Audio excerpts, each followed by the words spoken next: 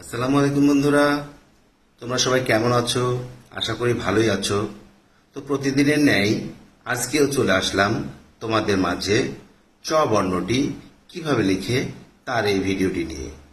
তো বন্ধুরা, দেখতে পাচ্ছ আমি চ বিদ্যাসাগর চ বর্ণটি কিভাবে লিখে তা তোমাদের দেখাচ্ছি।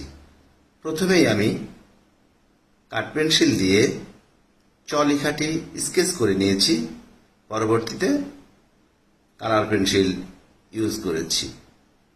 দেখো বন্ধুরা, লেখাটি কিন্তু হয়ে গেছে। তোমরাও প্রথমে কাঠ পেন্সিল ইউজ করবে, পরে কালার পেন্সিল ইউজ করবে। এটা চ বিদ্যাসাগর। এবার তোমরা দেখতে পাচ্ছ চ বক্স টাইপ চ লেখা। তোমরা দেখো আমি বক্স টাইপ চ লেখাটি কিভাবে লিখি। তোমরা বাসায় একটু প্র্যাকটিস করবে, তাহলে কিন্তু তোমাদের চ লেখাটি আয়ত্তে চলে আসবে। প্রথমেই কাঠ পেন্সিল ইউজ করবে, পরবর্তী সময় কালার পেন্সিল ইউজ করবে। তো বন্ধুরা, আজকে এ পর্যন্তই।